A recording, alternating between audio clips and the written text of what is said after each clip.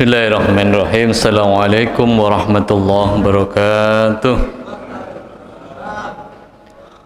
Rabbi israh li sadri wa yassir li amri wahlul 'uqdatam min lisani yafqahu qawli. Amma ba'du. Bapak Ibu hadirin sekalian, alhamdulillah bersyukur kita kepada Allah dipertemukan di tempat ini. Yang kedua, salawat dan salam mari kita aturkan pada Nabi kita Muhammad sallallahu alaihi wasallam. Hadirin jamaah yang dimuliakan Allah, bersyukur kita bahwa kita ini diberi hidayah oleh Allah untuk memeluk agama ini. Kenapa? Karena dalam agama kita ini bahwa segala aturan, segala tata aturan, perintah dan larangan itu semua sudah diatur. Artinya bahwa apa-apa yang harus kita lakukan atau apa-apa yang harus kita tinggalkan semua sudah diatur di dalam Al-Quran. Apakah dulu masyarakat zaman dulu tidak punya aturan? Punya. Tetapi aturan yang mereka buat, aturan sesuka mereka.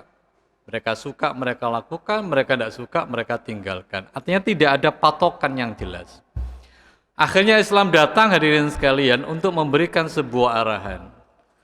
Secara teori bahwa kita ini sebetulnya lebih suka diarahkan atau dibiarkan. Kita ini lebih suka ada panduannya atau dibiarkan sesuka kita melakukan apa saja. Mesti ada panduan kan? Sebab kalau kita ini dibiarkan begitu saja kan bingung, ini apa begitu. Karena itu saya ulang kembali, bersyukur Bapak Ibu kita ini memeluk agama Islam. Nah, pada kesempatan kali ini Bapak Ibu hadirin sekalian ingin saya sampaikan sebuah aturan di dalam Quran di surat Al-Baqarah. Surat yang kedua ayat 226. Ini merupakan salah satu aturan yang dulu hadirin sekalian ini dilakukan sesuka hati mereka. Maka Islam datang untuk meluruskan. Jadi hadirin sekalian, sebetulnya Islam datang itu untuk memberikan kemudahan kepada manusia, kepada umatnya. Tergantung kita ini mau ngikuti apa tidak. Karena aturan sudah dibuat, seringkali kan ada orang yang melanggarnya. Maka mudah-mudahan para Bapak Ibu ini termasuk orang-orang yang mematuhi aturan. Jadi apa yang diperintahkan, dikerjakan. Apa yang dilarang, ditinggalkan. Dan jangan sampai kita ini menjadi bias karena suara-suara di luar. Wah, jadi orang Islam itu sulit, Pak. Jadi orang Islam itu harus begini, tidak boleh begini.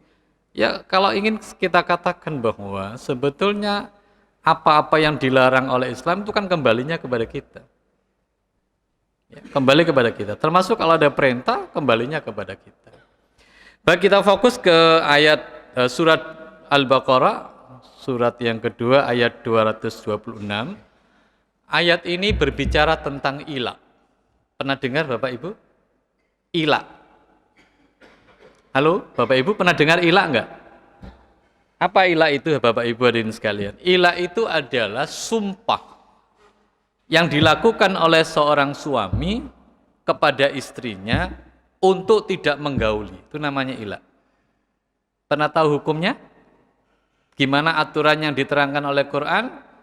Kita mungkin bingung, gimana Pak? Enggak usah bingung, kenapa? Karena Quran sudah menerangkan. Tinggal kita ini mau menjalankan apa tidak. Ini bicara tentang ilah. Saya bacakan ayatnya.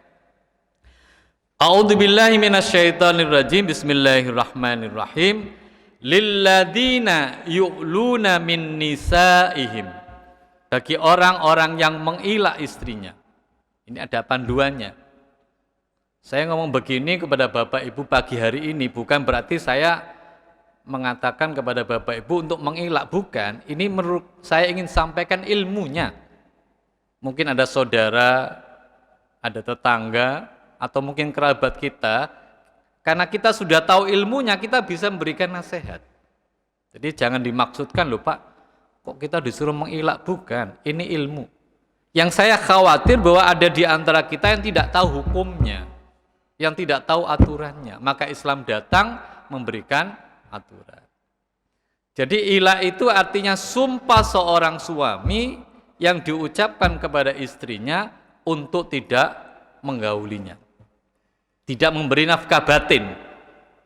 Kalau Anda melakukan sumpah itu aturannya apa? Kita cek di Quran. Tarabbusu arba'ati asyhurin. Harus menunggu selama 4 bulan. Artinya kalau panjenengan mengilak istri panjenengan, saya ulang kembali ya, ini si ilmu loh ya. Bukan saya menyarankan Anda mengilak, bukan. Itu Quran mengatakan batasan waktunya itu hanya 4 bulan. Selanjutnya itu otomatis cerai. Secara otomatis. Jadi 4 bulan lebih 1 hari itu maknanya sudah jatuh talak 1. Otomatis itu. Karena Quran mengatakan batas waktunya rujuk maupun cerai itu ya 4 bulan. Karena itu kalau Anda punya masalah dengan keluarga, dengan istri, ya, kalaupun harus begitu jangan lebih dari 4 bulan. Karena Anda telah bersumpah maka harus dibatalkan sumpahnya itu. Saya ulang kembali, batas sumpahnya tadi berapa hari? Berapa hari? 120 hari. Iya kan? Kan 1 bulannya, betul ya? 1 bulan kan 30 hari. Kalau 4 bulan berarti 30 kali 4. Anggap aja 1 bulannya 30 hari. Jadi batas maksimal Anda ya, untuk tetap bersama istri itu 4 bulan. Kalau lebih dari 4 bulan, lebih 1 hari, hukum fikihnya mengatakan sudah jatuh talak 1. Karena tadi Anda bersumpah maka harus dibatalkan. Jadi kalau ingin rujuk ya dibatalkan sumpahnya dulu. Ya karena membatalkan sumpah berarti ada dendanya, ada. Itu namanya kafarat. Jadi kafaratnya orang yang bersumpah itu kan ada 4. 4 ini pilihan, Anda boleh milih salah satu, bukan 4-4-nya. 1, ini kalau berdasarkan Quran, memberi makan 10 orang miskin. Yang pertama. Atau yang kedua, memberi mereka pakaian. Ini pilihan ya, yang kedua. Yang ketiga, memerdekakan budak. Tapi di saat ini kan sudah tidak ada perbudakan.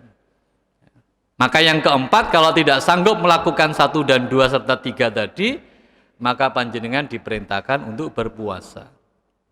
Berapa lama? Berapa lama Bapak Ibu? 3 hari. Tidak harus berturut-turut. Fa'in fa'u, kemudian jika mereka kembali kepada istrinya tadi, artinya kembali sebelum 4 bulan kembali, artinya dirujui lagi. Boleh apa tidak? Boleh apa tidak Bapak Ibu? Ya boleh. Boleh. Syaratnya tadi itu harus dibatalkan sumpahnya, kemudian baru boleh rujuk. Apakah kalau saya rujuk Pak harus mengundang penghulu? Tidak perlu. Karena ini masih tolak roj'i. Lantas caranya gimana Pak? Gampang. Panggil aja istri, ajak pulang, ajak ngobrol, kalau pulang langsung masukkan kamar, selesai sudah. Tidak perlu pakai penghulu Pak, tidak perlu. Kenapa? Karena masih tolak roj'i. Bisa difahami?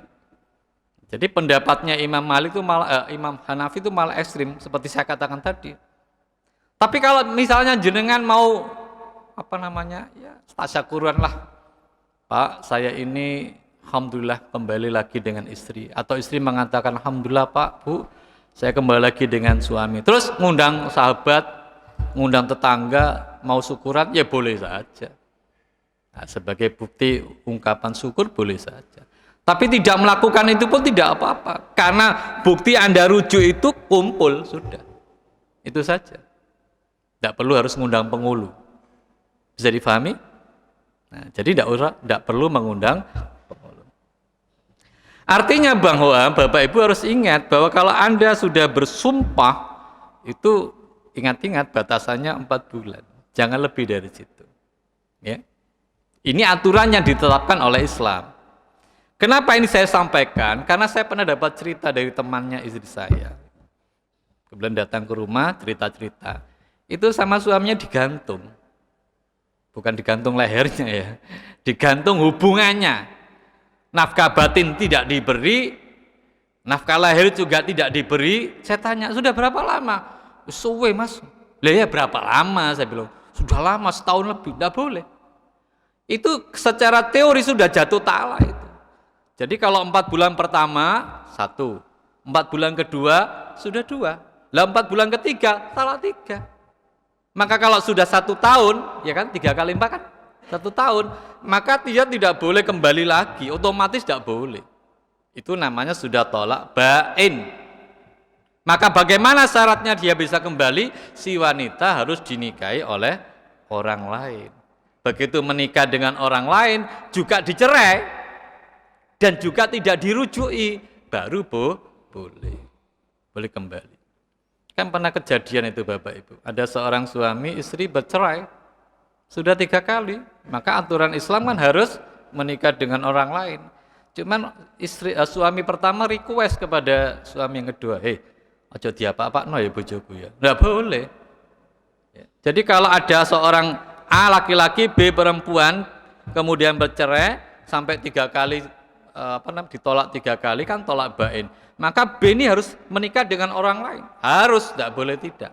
Katakanlah B menikah dengan C. Maka A tidak boleh ngomongi C, ojo diapa-apakno lho bojoku. Tidak boleh. Harus dikumpuli. Harus. Ini memang hati-hati, karena itu saran saya Bapak Ibu, hati-hati dengan kata-kata ini. Kata-kata cerai dan sebagainya, hati-hati. Ya ini mengingatkan termasuk untuk yang ngomong gitu ya. Kita ini mari tawasau bil haq, tawasau bis sabr. Ya.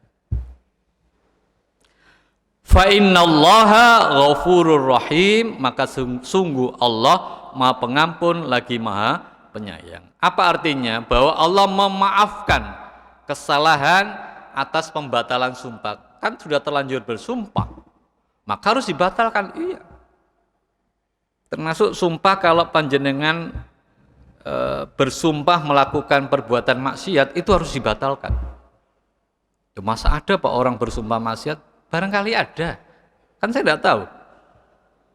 Kalau orang sudah punya niat, apalagi niatnya itu sudah ditetapkan, diazamkan dalam bentuk sumpah, wallahi saya tidak akan masuk masjid ini.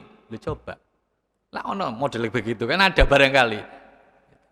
Bahkan kadang-kadang begini Bapak, ini ya saya tidak tahu ini, mungkin biasanya ibu-ibu ya, mungkin karena bencinya dengan tetangga itu ngomong begini, saya haramkan, itu kan sumpah tau, wallahi saya haramkan masuk rumah dia.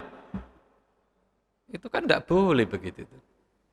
Bagaimana mungkin Anda bisa mengharamkan sesuatu yang dihalalkan? Tidak boleh. Maka harus batalkan kalimat tadi itu. Caranya ada kafarat yang 4 tadi itu. Nah sekarang kalau ada tetangga kena musibah, meninggal, Anda kan pasti datang kan? Takziah toh? Padahal jenengan sudah awalnya sudah apa tadi? Sudah bersumpah tidak mau masuk ke rumahnya. Oh tidak boleh itu. Harus batalkan. Jadi kalau ada orang punya niat berbuat maksiat, berbuat dosa, tidak boleh. Harus dibatalkan. Ya. Yang kedua, Allah Maha Kasih dan Sayang jika kita mau rujuk kembali. Justru itu yang lebih disarankan. Biasalah dalam rumah tangga ada lika-liku ya. Karena rumah tangga itu tidak seindah bunga mawar begitu. Itu tuh ada lika-liku dalam hidup biasa. Hal yang biasa. Bahkan di dalam kehidupan rumah tangga Nabi pun biasa. Anda jangan ngomong begini, Nabi kok begitu? Nah ini maksudnya supaya kita tahu bahwa kalau terjadi sesuatu, oh iya Nabi juga. Karena manusia Nabi, sama dengan kita. Dan wanita itu punya rasa cemburu, biasa. Saya tanya pada ibu-ibu, ibu-ibu ini punya enggak rasa cemburu? Punya enggak Bu, jenengan rasa cemburu pada suami panjenengan? Kalau menurut saya harus. Harus loh ya. Jangan sampai suami jenengan misalnya berbuat senyum-senyum dengan istrinya orang, terus jenengan biasa saja, jangan. Kalau perlu ya harus rodok merengut ngono gak apa-apa. Mas sampai kok gitu ya. Kan ada Bapak Ibu suami itu kadang-kadang sayangnya sama istrinya orang. Ada enggak gitu? Nek delok bojone dhewe merengut ae. Mecucu, tapi nek ketemu bojone wong guyang-guyu. Jangan loh ya. Enggak boleh. Apalagi anaknya orang. Datang dari kantor lihat anaknya orang disayang-sayang.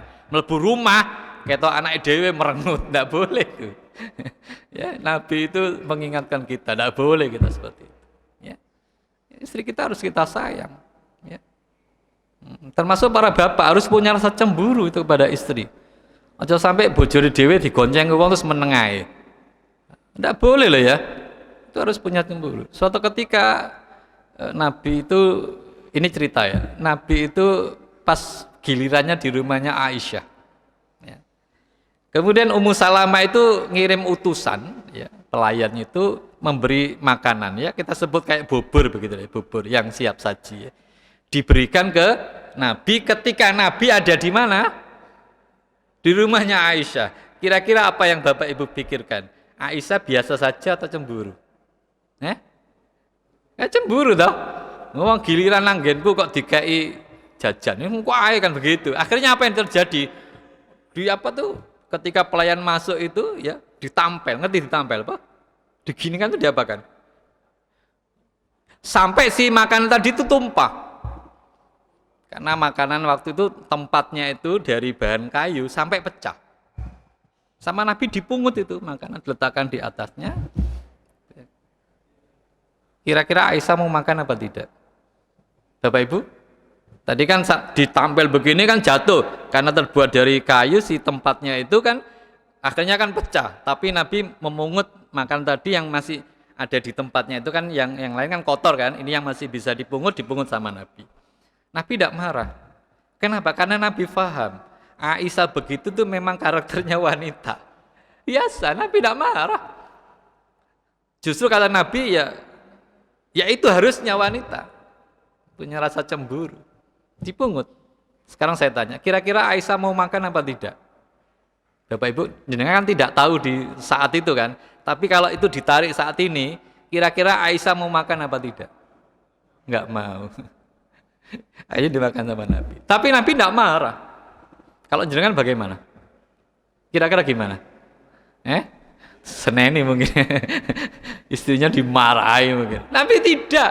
Karena Nabi memahami karakter wanita itu begitu. Itu biasa saja. Ya. Oke, sekarang saya balik. Ini beberapa hari ini kan viral, sedang viral di media sosial ya. Ada kasus menantu dengan mertua. Ada yang melihat di YouTube seperti itu. Jadi ada seorang menantu berbuat kalau sekarang ngomongnya selingkuh. Saya tidak suka dengan bahasa itu. Berzina, ngono ae lho. Selingkuh kok isih enteng gitu ya. Selingkuh. Berzina itu.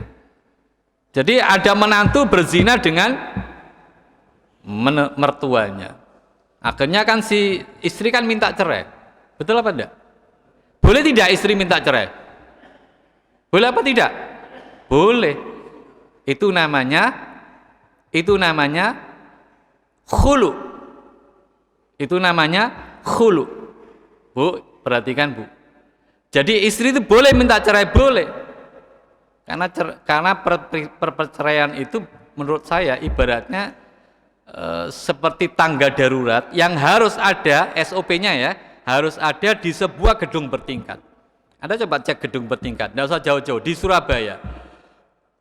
Setiap ada gedung bertingkat yang sudah dia punya lift ya, itu pasti harus punya tangga darurat, pasti. SOP-nya begitu. Kapan tangga darurat itu dibuka? Jika terjadi masalah, kebakaran misalnya. Karena mesti liftnya gak jalan. Nah coba bayangkan gak punya tangga, liftnya mati, lewat mana orang? Sama dengan perceraian, walaupun memang dibenci, walaupun boleh, tapi kan dibenci. Artinya apa? Jangan sering-sering buka itu. Itu dalam kondisi khusus. Maka di kasus yang sedang viral itu ada seorang wanita minta cerai atau menggugat cerai suaminya. Apa boleh Pak? Boleh. Tapi ada syarat-syaratnya, ada peraturan yang harus difahami. Itu disebut dengan khulu. Apa syarat dan peraturannya? Satu, masa iddahnya 1 kali suci. Saya ulang kembali. Orang kalau wanita minta cerai kepada suaminya, itu masa iddahnya 1 kali. Itu yang pertama. Artinya di luar batas itu tidak boleh lagi kembali kepada suaminya. Itu yang pertama. Yang kedua, mengembalikan mahar. Mas kawinnya dikembalikan. Loh Pak, mas kawinnya wis amoh, ngerti amoh Bapak Ibu? Dulu mas kawinnya itu seperangkat alat sholat ya sudah hilang ini Pak. Ya diganti yang semisalnya. Ya kalau tidak bendanya seharga itu. Dan nanti kalau dia kembali lagi ingin rujuk, maka wajib mengadakan taklek lagi, mengundang pengulu. Karena kan maharnya sudah dikembalikan. Maka kalau mau rujuk kembali di batas satu kali suci itu tadi adalah, maka pernikahannya harus mengundang pengulu. Harus sigot lagi. Harus ada si suami harus mengucapkan ijab lagi, dan harus ada qabulnya juga. Ya kalau walinya nak ngomong nggak diterima kan ya tidak boleh. Ijab itu harus ada qabulnya kan, itu satu paket lah ya. Tapi umumnya kalau sudah ijab mesti qabul itu ya. Kan ada sudah gedung-gedung serius si calon suami ngomong terus ngomong suaminya walinya mengatakan tidak, ya kan tidak mungkin ya. Nah, jadi itu yang perlu difahami. Ini adalah batasan-batasan yang diajarkan dalam agama kita. Lantas bagaimana kalau ada orang melanggar? Ya kembali kepada yang bersangkutan. Ini rambu-rambu sudah ditegakkan. Tadi saya berangkat ke sini Bapak Ibu ya, itu di daerah Wonosari. Mohon maaf saya harus sebut nama ini, tidak apa-apa ya. Wonosari kereta api, tahu ya? Itu ada es merah. Artinya apa Pak? Dilarang berhenti. Yang dilarang berhenti siapa Pak? Kendaraan. Di situ ada 2 mobil Pak. Coba bayangkan. Ya mudah-mudahan dia bukan orang Islam. Kalau orang Islam malulah kita kepada aturan. Karena aturan agama, aturan negara itu harus kita patuhi. Jangan sampai kita sembarang Pak, sementing aturan agama. Enggak bisa begitu. Sama seperti saya ditanya, Pak, apa hukumnya kalau saya sudah membayar membayar zakat, apa saya masih perlu membayar pajak Pak? Ya harus. Uang pajak itu tanggung jawab jenengan sebagai bagian dari warga negara. Kalau zakat kan kewajiban Anda sebagai pemeluk agama, sebagai muslim. Jadi jangan mentang-mentang saya kan sudah bayar zakat Pak, tidak perlu saya bayar pajak. Ya jangan di Indonesia. Pergi ke Qatar sana. Kalau di Qatar kan tidak ada pajaknya ya kan. Iya kan? Bahkan di sana itu orang yang mau punya anak itu malah diberi reward itu Pak. Enak kan kalau di Qatar itu kan. Indonesia ini kan masih butuh pajak ya. Seperti itu. Saya diberi batas waktu sampai suruk. Nanti kan ada tanya jawab. Saya cukupkan sampai sini. Mungkin ada pertanyaan. Ada pertanyaan Bapak Ibu? Sudah jelas semua berarti ya? Oke, alhamdulillah. Yang penting Bapak Ibu hadirin sekalian, aturan agama ini untuk ditegakkan, bukan dilanggar. Kalau Anda melanggar, ya kembali kepada panjenengan. Saya beri teori begini ya. Sholat, ini contoh sholat. Sholat itu kan sebuah perintah untuk kita semua. Dan secara teori saya ingin mengatakan bahwa hampir semua umat Islam, saya belum melakukan survei ya, tapi untuk umat Islam Surabaya, kira-kira ada enggak orang yang tidak tahu hukumnya sholat? Ada enggak? Orang Islam maksud saya ya, saya enggak ngomong muslim yang tidak beragama Islam. Coba jenengan suatu ketika turun dari masjid, ada orang duduk-duduk di pinggir embong itu takonan. Kalau dia muslim lanjutkan, kalau enggak ya enggak usah. Kira-kira ngerti enggak hukumnya sholat? Ngerti. Tapi kalau dia enggak sholat, itu kan menjadi tanda tanya besar, iya kan? Ya, mudah-mudahan kita selalu diberikan kemudahan oleh Allah untuk tetap konsisten dengan apa yang diperintahkan Allah dan juga mau sabar dengan larangan Allah. Saya kira cukup sekian. Masih ada waktu? Karena saya pernah diprotes waktu, Ustaz, sudah habis waktunya. Saya lanjutkan kalau gitu. Sampai jam pinten nih? 5? Oh, saya oke lek ngono tak terus noe. Oh, ada yang bertanya? Yang mana?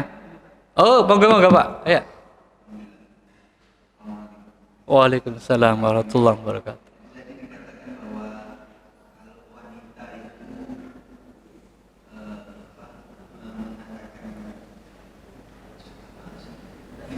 Iya.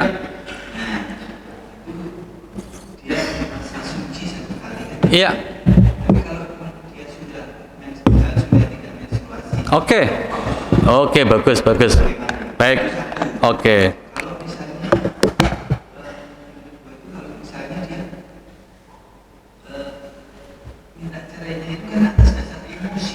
Iya, iya. Ya. Ya. Oke. Ya, enggak apa-apa. Saya ingin tanya ya. Ada enggak orang bercerai itu tidak marah? Ada enggak? Ada enggak? Sedang enak-enakan terus cerai gitu. Ada enggak kira-kira? Kan enggak ada, Pak. Tadi pertanyaan kan enggak boleh kita cerai dalam emosi. Iya, emosi yang tidak terkendali. Tapi kalau emosi yang terkendali, jatuh talaknya. Paham maksud? Tapi kan enggak ada ceritanya orang talak dalam kondisi baik-baik, kan enggak ada, Pak. Mesti ada masalah. Betul apa enggak? Selama memang itu masih emosinya terkendali, artinya marah kan tetap marah. Sekarang saya tanya, ada orang mencerai istrinya, tapi happy-happy saja. Mungkin apa tidak? Prosoku tidak mungkin, Pak. Tentu ada masalah dalam perkawinan. Tapi marahnya tadi kan terkendali. Ya, terkendali, memang sudah dikendalikan. Nah, terkait dengan orang yang sudah menopause, itu Quran mengatakan iddahnya 3 bulan menopause. Jadi kalau ada seorang istri sudah menopause, itu masa iddahnya itu 3 bulan. Ini untuk memastikan bahwa di dalamnya itu sudah kosong, ya, tidak ada sesuatu lagi. Ya. Dulu Bapak Ibu orang-orang Arab jahiliyah itu terkait masa iddah itu memang mereka tidak mengenal masa iddah. Tapi dalam prakteknya itu seringkali kalau dia ada isi itu tidak ngomong kepada suaminya. Paham maksud saya? Tidak ngomong, itu yang pertama. Sehingga ketika nanti dia menikah dengan orang lain, kan sudah isi toh, tapi kan tidak ngomong sama mantan istri pertamanya, suami pertamanya. Begitu dia menikah dengan orang lain itu baru ngomong kepada suami pertama, Mas, ini dulu hasilmu loh ya. Kira-kira kalau Anda suami pertama mau apa tidak? Mau apa tidak? Ya gak gelem toh. Memang sudah dinikahi orang lain kok. Dia ngomongnya itu setelah dinikahi orang lain. Ya. Yang kedua, mereka seringkali memperlama apa? Memperlama masa iddah. Ya karena memang tidak ada aturannya. Tadi kan saya bilang, aturan mereka buat sendiri. Suka mereka lakukan, tidak suka mereka tinggalkan. Tidak ada aturan yang baku berdasarkan sebuah undang-undang. Kalau kita kan punya undang-undang, namanya Quran. Kalau Quran jelas dengan hadis. Kalau mereka dulu tidak. Nah, jadi begitu. Nah, Bapak Ibu perlu saya katakan ya, saya ingatkan. Apa bedanya bulan dengan suci?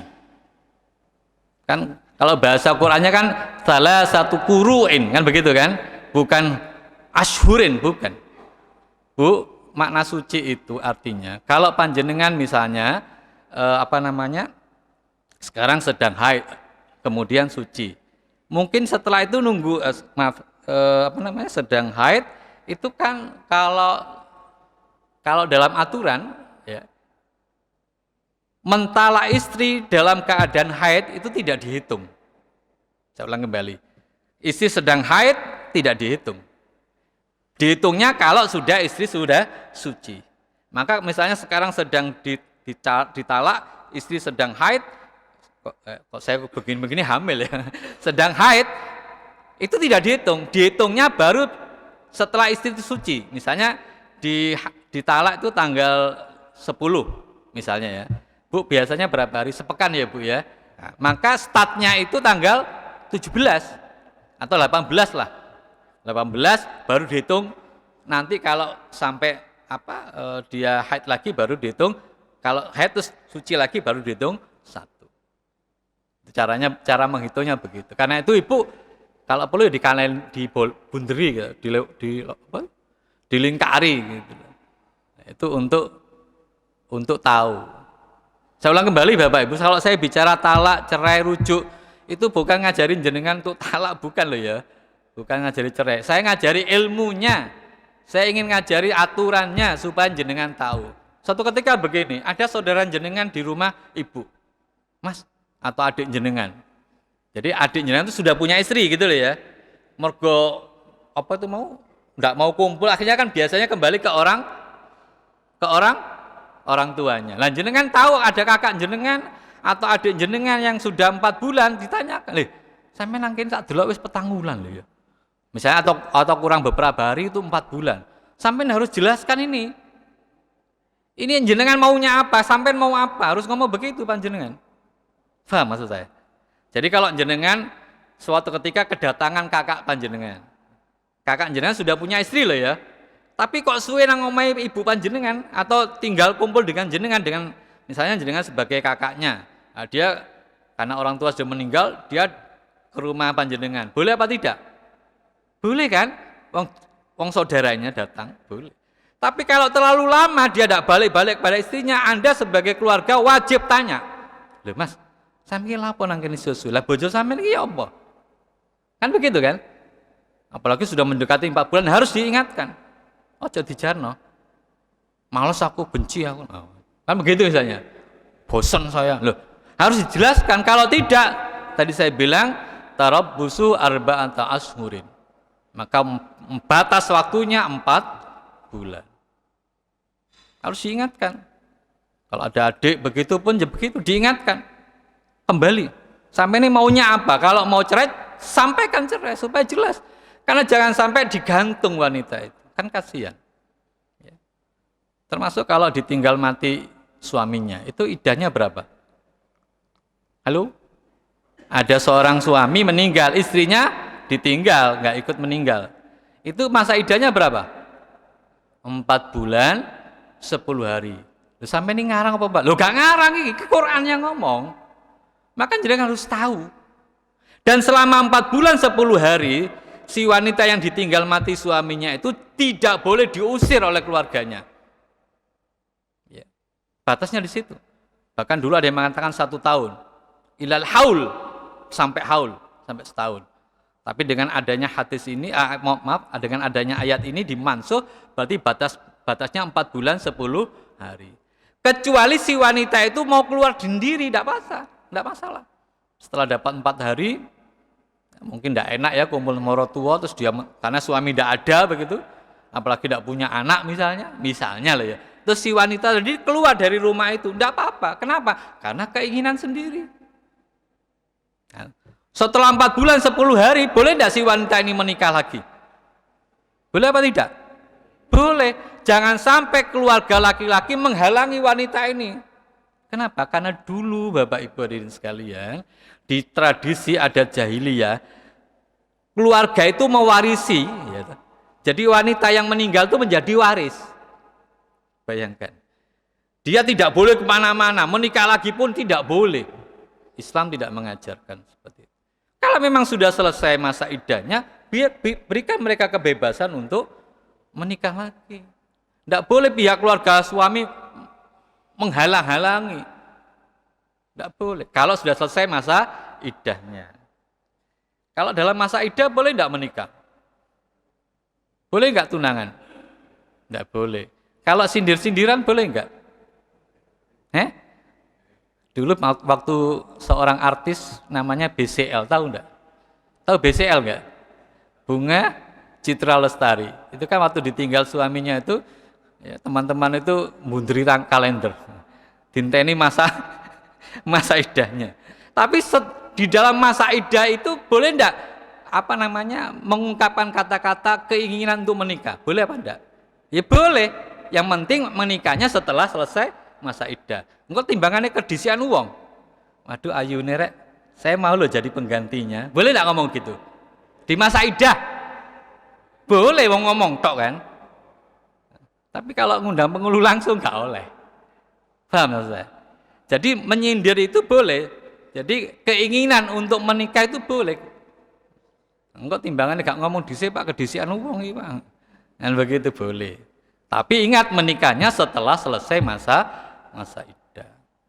Ya, 4 bulan 10 hari. Karena Quran mengatakan Allah itu tahu bahwa para lelaki itu ya kepingin cepat-cepat itu begitu, biasa. Ya. Yang terakhir saya ingin sampaikan begini. 5 berapa Mas? 5? Oke. Karena saya tidak enak pernah ditegur saya. Yang saya terakhir katakan begini ya. Kalau, mohon maaf ini misalnya suatu ketika panjenengan tuh menikahi janda, Ini saya sampaikan hukumnya loh ya. Menikahi janda. Kemudian janda itu membawa anak. Paham maksud saya? Jenengan misalnya katakanlah wis rada ekstrim ya, jenengan jejaka misalnya. Terus menikahi janda. Terus jandanya ini punya anak. Nah, kemudian begini, Anda kan ngomong sama calon istri ya. Atau calon istrinya ngomong, "Mas, saya ini sudah punya anak loh. Mungkin karena Anda cinta, wis gak masalah, gak penting itu. Punya anak, gak punya anak, gak apa-apa." Kayak gitu kan? Oke. Maka ditentukanlah hari hanya. Si ibu tadi kan ngomong punya anak, betul? Tapi kan tidak tahu seperti apa anaknya kan? Ayo apa elek kan tidak ngerti. Begitu terjadi akad nikah, anaknya ini datang kan? Kenapa datang? Kenapa datang, Pak? Lah ibunya kan menikah. Kan ikut menyaksikan begitu ya. Kemudian si jejaka tadi ngomong gitu, lah kok ayuan anake? Lah ya iya wong anak mbek ibu ya ayuan anake. Waduh, ya apa wis kadung niat nikah saya sama ibunya. Maka terjadilah pernikahan. Tapi dia inginnya sirnya kepada siapa ini? Kepada anaknya. Boleh apa tidak? Kadung menikah loh ini ya. Kadung menikah. Boleh apa tidak? Syaratnya satu. Tidak usah dikumpuli, langsung cerai. Dan tidak ingin dirujui. Baru Anda boleh menikahi anaknya. Jelas? Tapi kalau sudah menikah, terus jenengan kumpul sama ibunya, maka anaknya tidak boleh dinikahi. Paham sama sini? Jelas? Itu aturan agama. Tapi kalau mau dilanggar, ya itu urusan yang melanggar. Jadi loh, kok ayuan anak ya? Sampai gak ngomong dalam hati, kok gak ngomong di anak ayu kan begitu. Orang aku gak sida sampean. Bisa terjadi begitu, maka aturan agama memberikan peluang. Caranya apa? Kalau sudah dinikahi, jangan dikumpuli langsung cerai dan jangan dirujui. Itu aturan agamanya. Saya pernah ditanya oleh jamaah, ya agak kritis jamaah ini. Ustadz, kalau ada dua hukum yang bersamaan di satu waktu, mana yang saya pilih, hukum agama apa hukum sosial masyarakat? Ya saya jawabnya gampang, ya hukum agama. Contoh begini, tadi kasusnya kan si jejaka tadi kan sir kepada anaknya ya kan, dan dia mengikuti aturan agama. Apa itu? Ibunya dinikahi, tidak dikumpul langsung dicerai, karena dia memang ingin menikahi anaknya. Boleh kan? Hukum agamanya boleh, tapi masyarakat kan mesti begini Pak. Iya apa tidak? Mesti begini masyarakat itu. Oh, Bapak gak genah itu.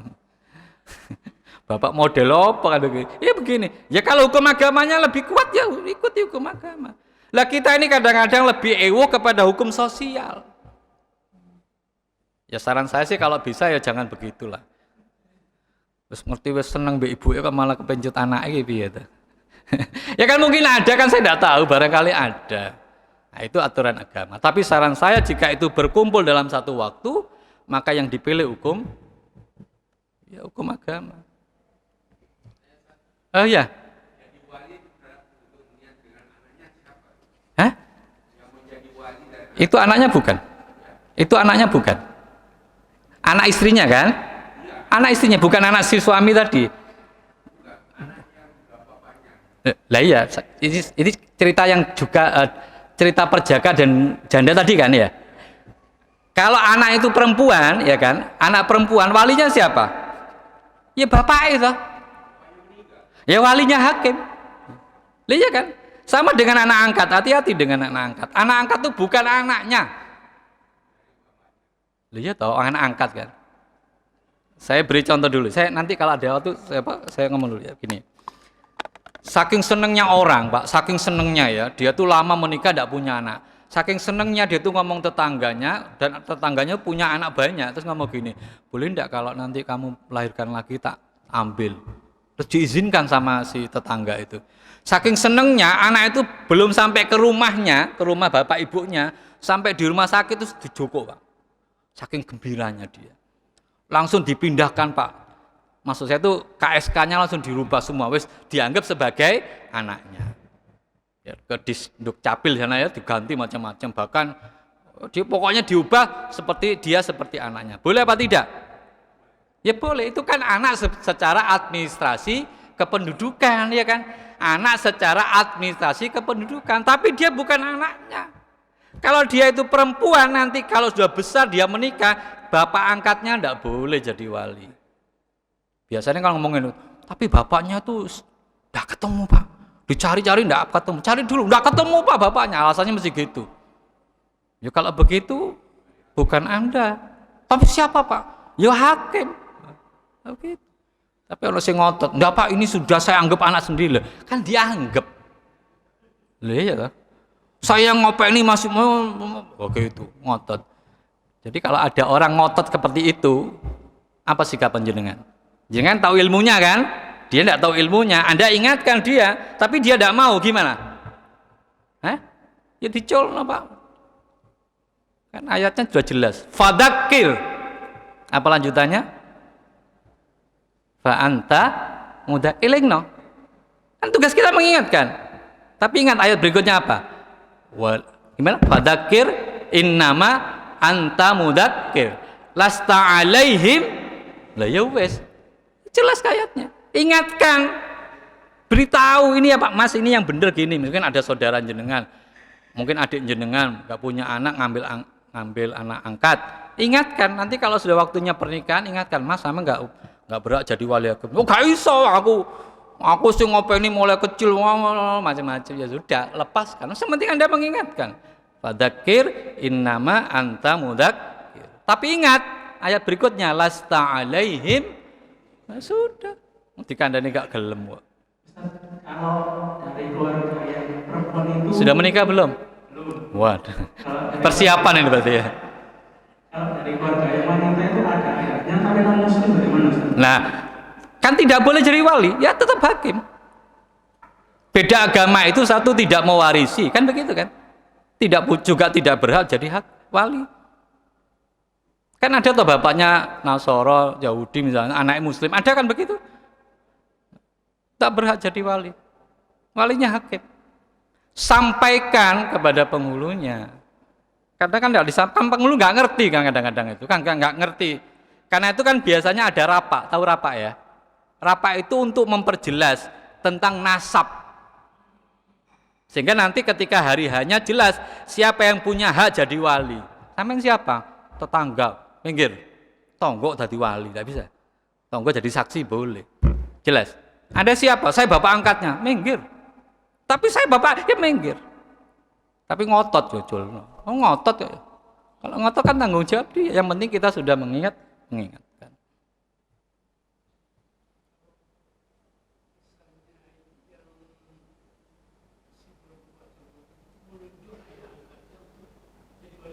Ingatkan Pak, tidak boleh. Tidak boleh Pak. Sama begini ya. Yang kasus ya. Kalau kemarin saya sampaikan di ibu-ibu itu. Ada orang apa itu namanya hamil duluan, Pak. Iya, apa namanya itu? Hamil duluan, belum menikah tapi hamil. Ya. A laki-laki, B perempuan. B ini belum dinikahi, jenenge arek pacaran zaman saiki kan begitu ya modelnya. Mudah-mudahan bukan keluarga kita ya. Maka si B ini hamil duluan. Akibat perbuatannya siapa Pak? A, ya dah. Ini kan belum menikah loh ya. Itu namanya apa? Namanya apa? Namanya jangan kecelakaan Pak. Kurang kuat itu. Berzina ngono lho Pak. Ya kita nyebutnya kecelakaan. Maka pertanyaan saya, boleh enggak si A ini menikahi B dalam keadaan hamil? Enggak boleh. Kenapa Pak? Kenapa enggak boleh? Ini harus jelas hukumnya. Kenapa enggak boleh? Bukan, enggak. Ini A dan B kan pergaulan macam-macam, akhirnya saking bebasnya sampai B ini hamil duluan belum menikah, kan begitu kan?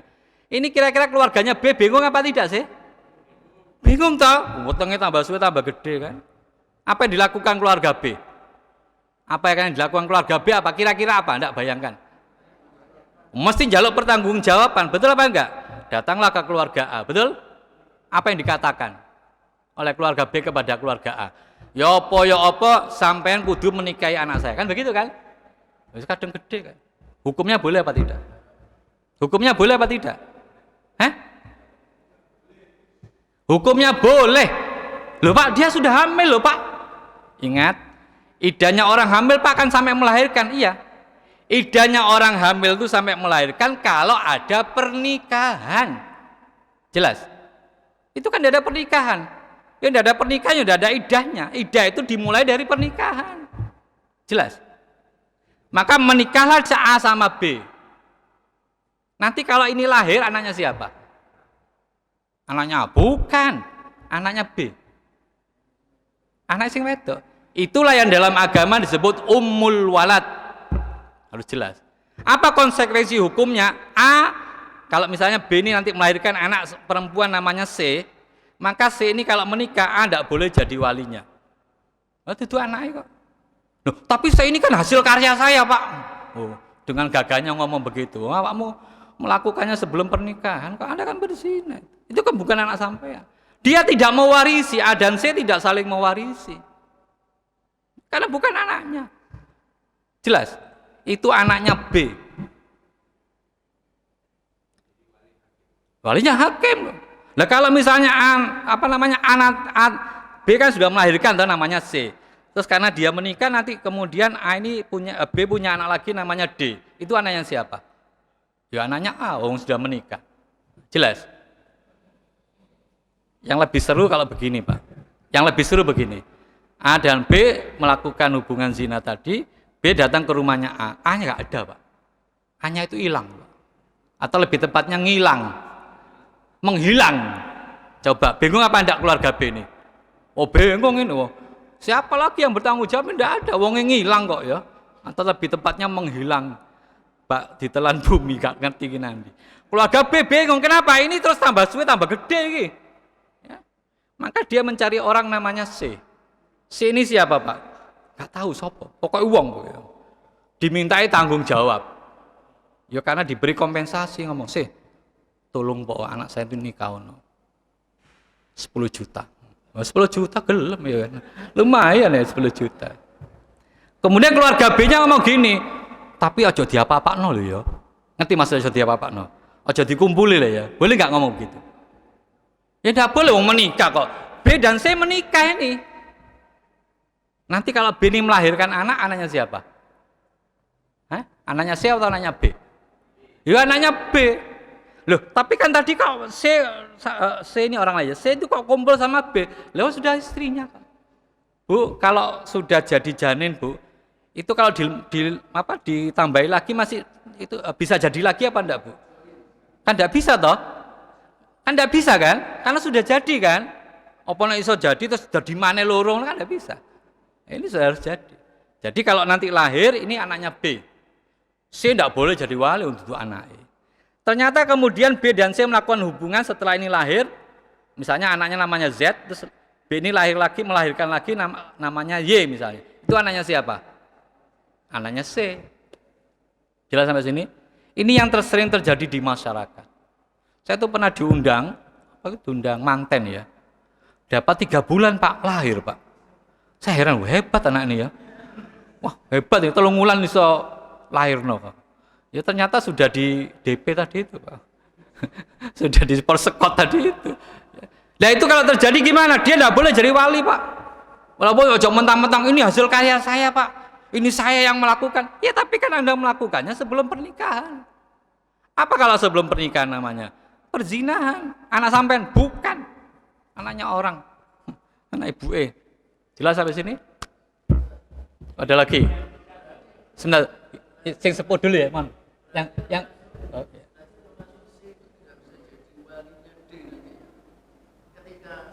Yang mana ini? Si A dan B menikah. C oke. Menikahnya setelah hamil ya, oke. C enggak bisa. Hah? Iya. Hah? Boleh. Hah?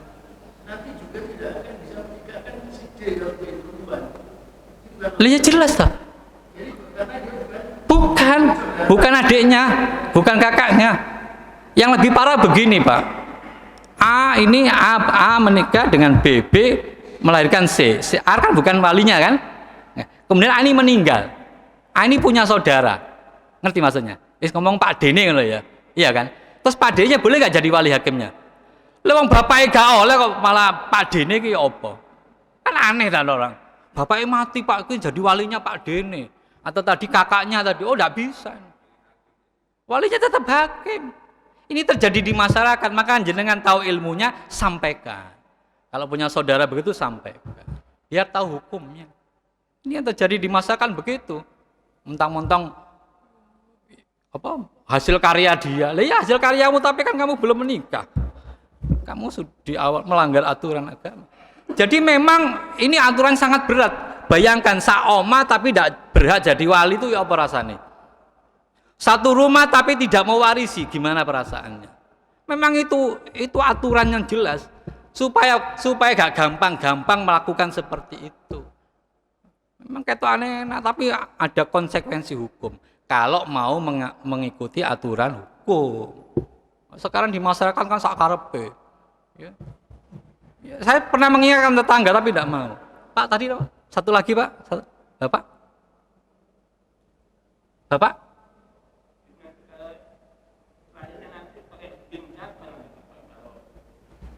Sampean tahu Isa?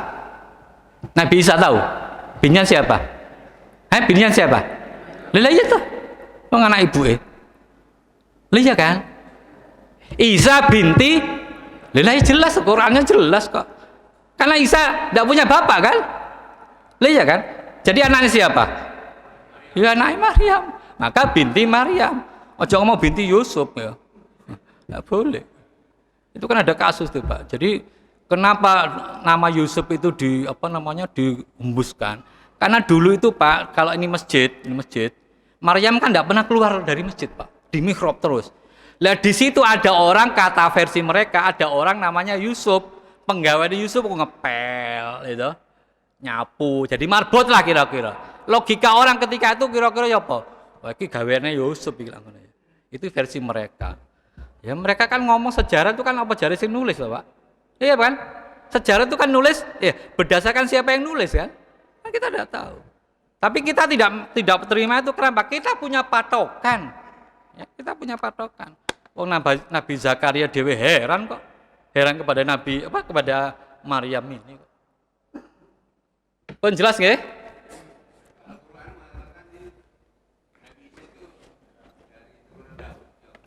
Si ngomong sop. Quran yang surat apa? Kan saya ingin tanya loh.